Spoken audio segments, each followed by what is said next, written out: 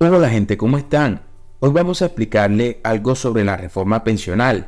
Es falso que esa reforma beneficie a los trabajadores y a los jóvenes. Es más, a los únicos que sí beneficia es a los que hoy la han aprobado en el Congreso, o sea, a los políticos. Quédense en este video para explicarles algo sobre esa reforma, así que comencemos. Y bueno gente, vamos a hacer esto con casos de la vida cotidiana, en los que todos nos podamos sentir identificados. Espero que les guste este video sencillo y algo explicativo. Juan hoy cotiza en una AFP. ¿Qué es una AFP? Es una administradora de fondos de pensiones y cesantías en Colombia y calcula cumplir 62 años cuando tenga las 1150 semanas. Sin reforma, se pensiona sin ningún lío. Con reforma, como lo obligan a cotizar en Colpensiones, las semanas se lo aumentan automáticamente a 1300, o sea, tendrá que trabajar 3 años más. Y esto porque actualmente en Colpensiones usted debe cotizar 1300 semanas, mientras que en una AFP deberá cotizar tan solo 1150 semanas.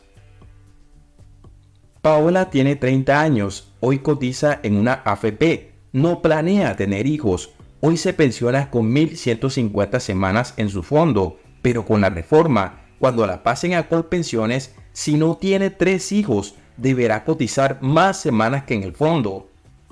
Y esto porque la reforma ofrece que las mujeres por cada hijo hasta 3 que tengan se les reducirán 50 semanas de cotización.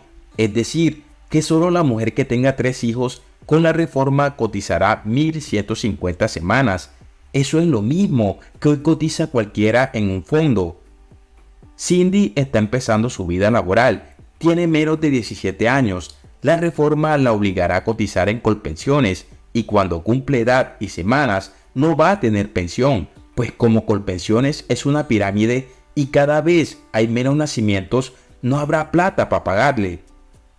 Y esto porque la reforma pensional es cortoplacista, les da solvencia económica para pagar las pensiones presentes, pero en 2050, cuando Colombia sea un país envejecido, ya no habrá tantos jóvenes para pagarle la pensión a tantísimos viejos. Pedro gana en promedio 7 salarios mínimos y cotiza en Colpensiones. Aspira a cotizar las 1300 semanas para cuando cumpla su edad. Hoy su pensión sería de casi 6 millones de pesos, pero con la reforma su pensión se disminuirá a aproximadamente 3 millones de pesos. Y esto es porque en Colpensiones hay subsidio a las pensiones altas, pero ahora usted solo podrá cotizar sus primeros 3 salarios mínimos allí y el resto en el fondo que elija.